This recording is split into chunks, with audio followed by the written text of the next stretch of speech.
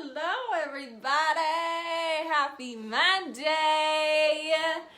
What's going on, you guys? I know the title is heavy, but I have been feeling some type of way about this all day long, and I gotta talk about it. So we gonna talk about it. So my name is Kati Ray. If you don't know already, if you're hopping on here live, let me know where you're watching from in the comments.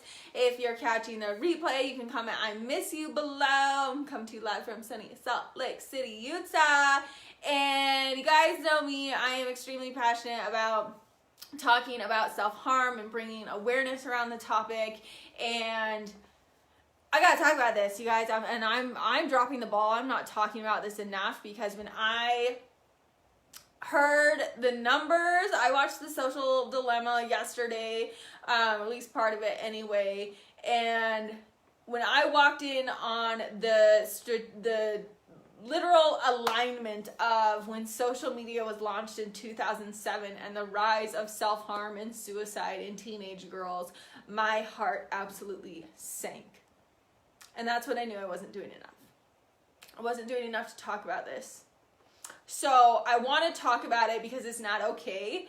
It's not okay what's going on with kids on social media. And obviously I don't have kids, so it's not really like my place to tell you your kid shouldn't have social media. But I think it's really important for parents to understand what their kids are mentally going through when they're on social media, because it's just crazy, you guys. Self-harm in girls from 10 to 14 years old. These are children, 10 years old. From 10 to 14 years old has tripled since 2009.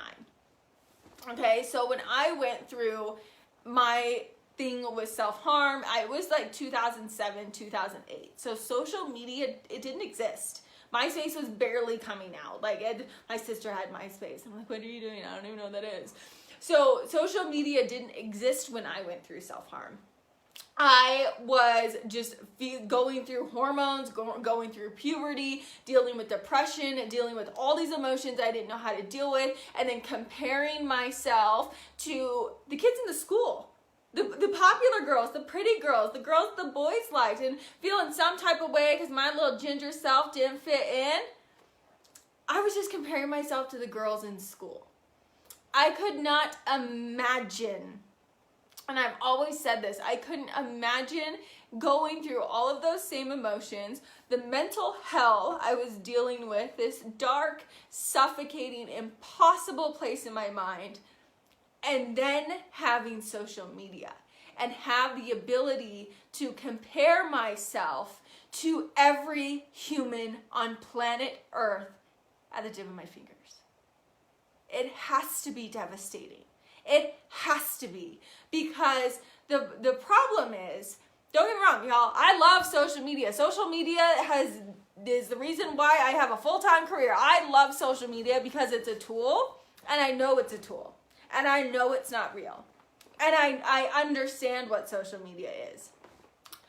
But kids, children, girls that are 10, 11, 12, 14 years old. I feel like I didn't even understand social media wasn't real till I was 19 or 20, right? They don't know this is not real. They don't know it's photoshopped and filtered and tweaked, and camera angles do a lot, you guys. They don't know it's not real, and so they're sitting there comparing themselves to this online filtered, fake, phony, photoshopped reality, and feeling like they aren't worthy, they aren't loved, they aren't beautiful, they aren't good enough. They're comparing themselves to celebrities and influencers that have fillers and Botox and plastic surgery and all the lighting and professional team in the world to make themselves look good online because it's their business, it's their brand, and they don't know it's not real. Okay, there's nothing wrong with all of those things I just said. There's nothing wrong with fillers and Botox and Photoshop, and there's nothing wrong with any of that. That's not what I'm saying. What's wrong is these kids don't know it's not real. They're comparing their real, human, beautiful, flawed, imperfect selves to this fake reality. And they're making very permanent choices based on that comparison. Permanent choices that will leave them scarred for life.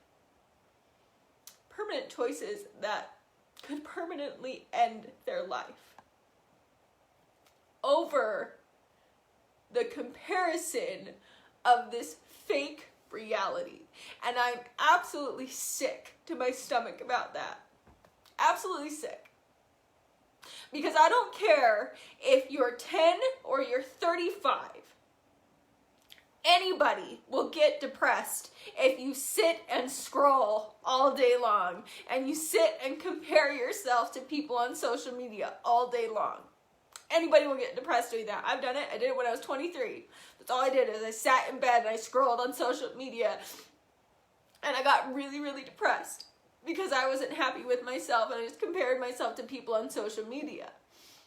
But I was in a much more stable mental place that I didn't turn to self-harm to deal with it. I had learned how to deal with my emotions and deal with these feelings a lot better. But when you're a kid and you're going through puberty and hormones are psychotic and all the emotions and you don't know how to regulate your emotions, you don't know how to cope with your emotions, you're not taught emotional coping skills in a healthy way, and you don't know how to deal with it and you don't know how to talk about it, and then you're comparing yourself to this fake world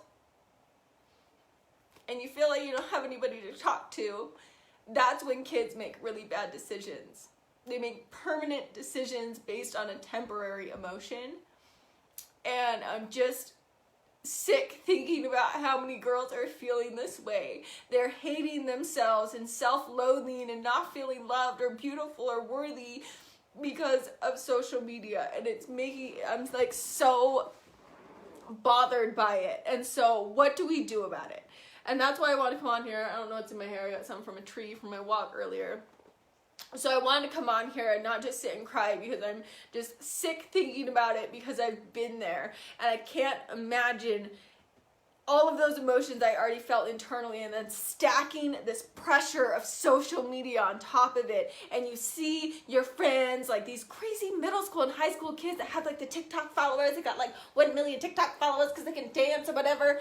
And you're like, I can't dance. I don't have followers. People don't like me. I don't have likes. And you're like using that as a worthiness thing, which adults do it too. But like I said, I feel like kids don't understand. Like it's not real.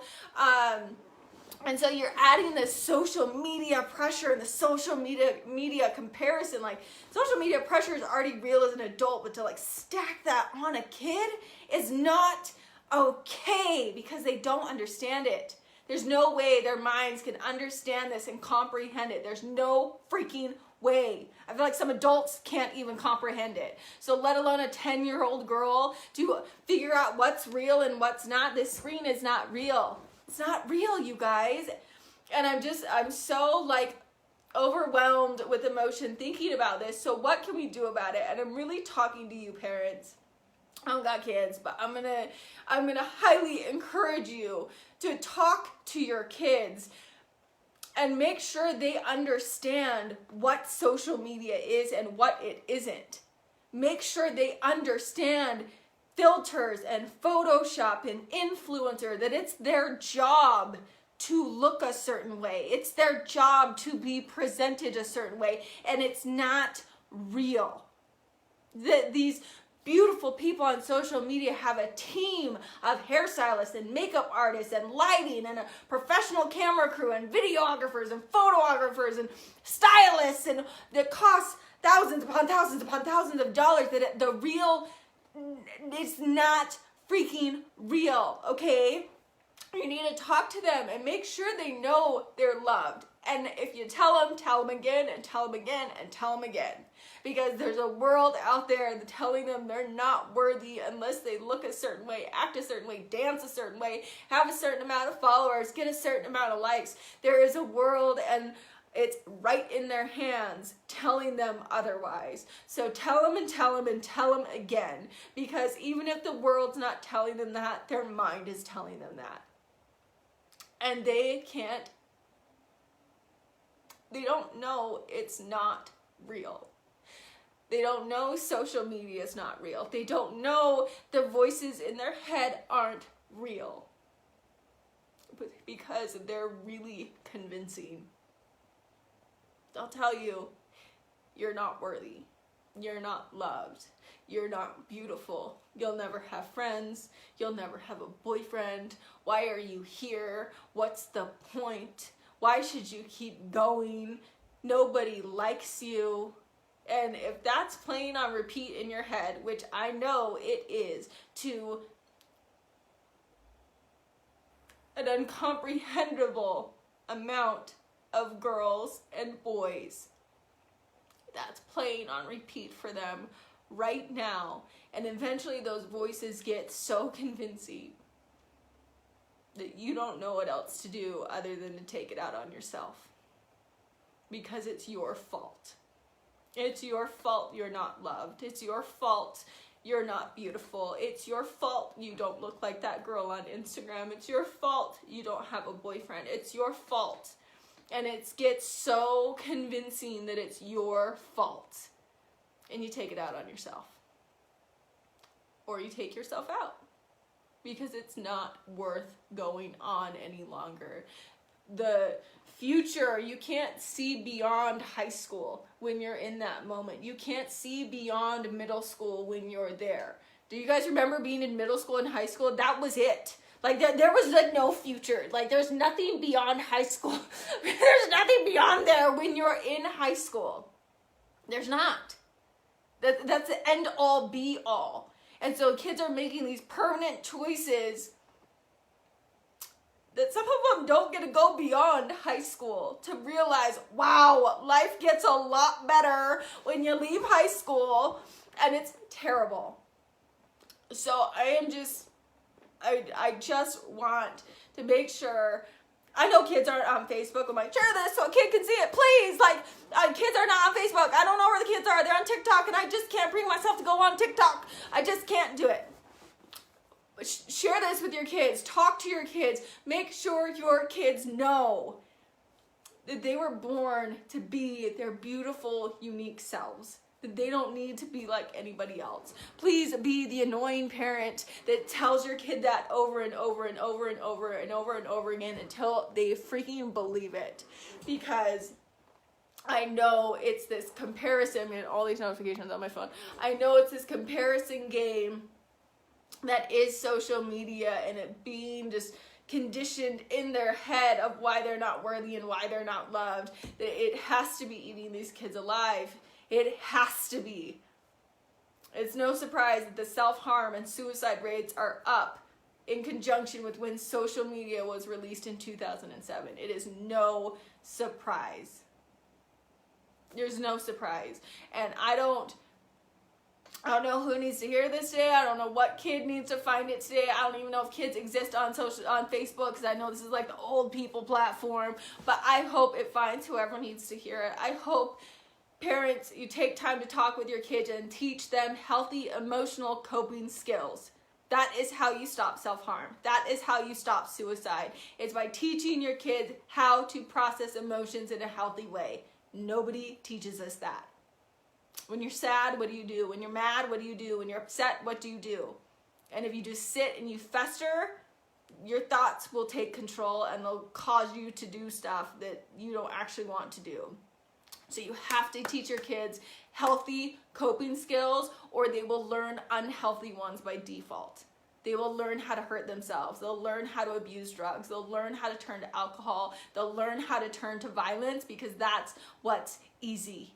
That's what their friends are doing. And self-harm it's a contagion. Kids learn to do self-harm through other kids. Oh, you're self-harming because that's helping you? Okay, I'll try it. That's how I started self-harming. My friend was doing it to help her. I was like, oh, that makes you feel better? Okay, I'll try it.